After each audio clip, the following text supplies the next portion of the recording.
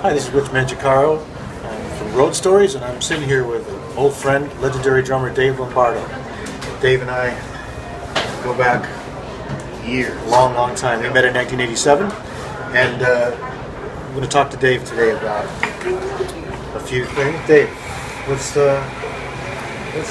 tell me a road story. I mean, there's a lot of them, but, there was one time we were playing somewhere in the Midwest, somewhere on tour in the States with Slayer, and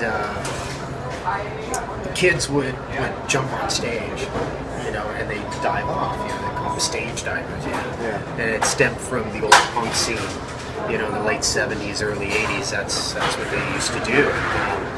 And we, the stage was it was an old theater, and kids were jumping on stage, doing the show, jumping off. Some kid jumps, he ends up climbing on the speaker on the side of the stage, or the stage left or stage right, I can't remember exactly. All I know is I look down, this kid jumps, feet first, and he goes straight through the stage. And all you see is this guy, half of the torso, half his body, sticking out from the stage, and he can't get out, So his little head is like trying to move and trying to get out of the stage. So the stage broke and he went right through? Yeah, he fell right through it, Well, it's better than, falling on somebody, like they usually do. They walk on the heads, and that's one of them.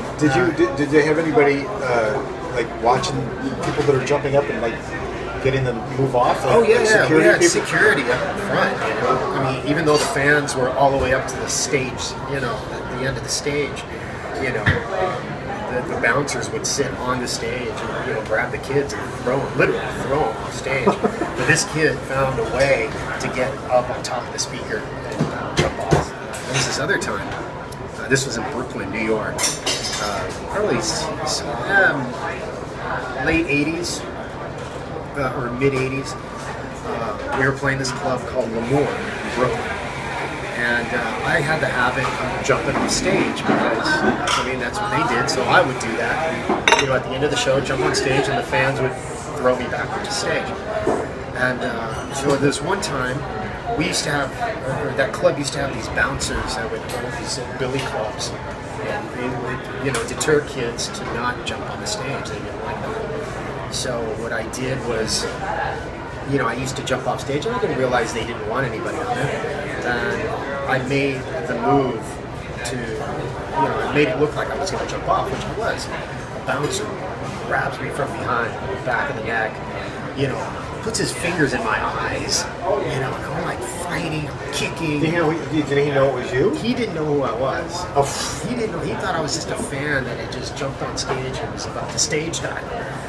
Well, he pulls me back, then this other guy sees me kicking and fighting. He grabs my legs. I'm kicking him. We end up knocking down the Marshall stacks. Just flat, boom! And they end up dragging me out the backstage door. And I think somebody went up to them and said, "Hey, that's the drummer." And then I just said, "Oh, son of a bitch, I'm in a fucking band." And he turns on, punches me in the face. I'm like, what? I went crazy. They held me back. They separated us. And it turns out that the guy was all screwed up on cocaine. And just lost his temper with me. And it's just...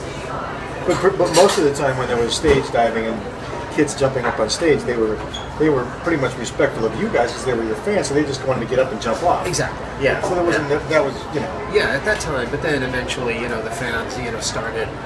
latching onto the singers and the guitar players, and that's when you can't. You can't do that. Yeah, you can't do that. So.